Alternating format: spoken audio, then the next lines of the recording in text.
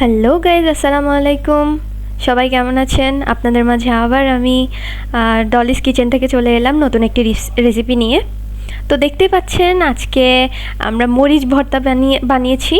আর এরকম সব সুস্বাদু খাবারের সন্ধান পেতে আমাদের ডলিস কিচেনে আপনারা সবাই ফেসবুক পেজটি ফলো করে দিবেন এবং আমাদের ইউটিউব চ্যানেল আছে, সেখানে গিয়ে সাবস্ক্রাইব করে দিতে ভুলবেন না। তো আজকে শুরু করা যাক আমাদের নতুন রেসিপিটি। এরকম একটা ভর্তা হলে আমাদের সবার প্লেট কিন্তু খালি হতে বাধ্য। তো দেখতে পাচ্ছেন প্রথমে আমরা কিছু শুকনো মরিচ, কাঁচা শুকনো মরিচ, রসুন আর কিছু পেঁয়াজ পেস্ট করে নিয়েছি। আমরা পাটায় বেটে নিয়েছি, আপনারা চাইলে এটাকে ব্লেন্ডারেও ব্লেন্ড করে নিতে পারেন। তারপর আমরা কিছু মাছ ভেজে নিচ্ছি। এখানে মাছ দিলে এটা আরও সুন্দর হয়, টেস্টটা মজা হয়। দেখতে পাচ্ছেন মাছগুলো আমাদের ভাজা শেষ। এখন আমরা প্যানে কিছুটা তেল দিয়ে নেব। তেলটা গরম হয়ে আসা অবধি ওয়েট করব। তারপর আমরা পেস্ট করে রাখা যেই জিনিসটা ছিল বা পেস্ট করে রাখা যেই পেঁয়াজের ছিল সেটা আমরা এখানে দিয়ে দেব। তারপর এখানে কিছু লবণ পরিমাণ মতো অ্যাড করে দেব। স্বাদ মতো লবণ অ্যাড করে দিতে ভুলবেন না। লবণ ছাড়া তরকারি কিন্তু একেবারেই মুখে দেওয়া যায় না। লবণ কম হলে কিন্তু দেওয়া যায়, কিন্তু বেশি হলে এটা কিন্তু খাওয়ার অযোগ্য হয়ে যায়। তো যাই হোক, লবণ দিয়ে নেব।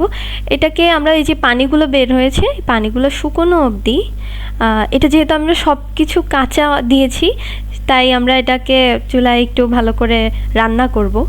এটা শুকিয়ে যাবে, এটা হতে হতে হতে হতে এটা শুকিয়ে যাবে। দেখতে পাচ্ছেন ভেজে রাখা মাছগুলো আমরা এখন দিয়ে দিলাম। মাছগুলো কাটা ছাড়িয়ে মাছগুলো দিয়ে দেবো আমরা। তো তারপরে মাছগুলোকে আমরা এই পেস্টটার সাথে মিশিয়ে দেব। আসলে ভর্তার সাথে মাছ কিংবা আপনারা যদি চান সেদ্ধ আলু, এগুলো ভর্তার সাথে দিলে ভর্তার টেস্টটা আরও বেড়ে যায়। তো দেখতেই পাচ্ছেন এটা আমরা কিছুক্ষণ অফ ক্যামেরায় ঢেকে দিয়েছিলাম।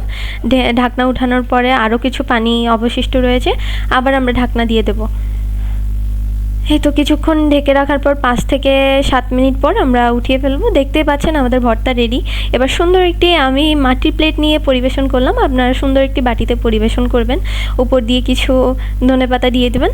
আমি এই ভর্তাটার ভিতর ধনেপাতা ইউজ করি নাই, তো আমি একটু টেস্ট করে দেখতে চাচ্ছিলাম, আপনাদের সাথে শেয়ার করলাম সেটা। আসলে আমি আমার ভর্তা খুব পছন্দ, আগের ভিডিওতে বলেছিলাম আমি বেগুন ভর্তার সময়। দেখতে পাচ্ছেন মানে আমি যখন বাইটটা দিব মুখে, আমার দেখুন ভাতটা কি সুন্দর লাল হয়ে গেছে। এখন এই বাইটটা আমি মুখে দিব।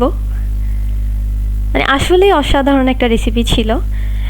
এই রেসিপি দিয়ে আমি বলতে গেলে আমি 2 প্লেট ভাত শেষ করে ফেলেছি। আমার ঘরের সবাইও অনেক পছন্দ করেছে। তো এরকম আরও ভিডিও পেতে আমাদের সাথেই থাকুন। Thank you so much for watching.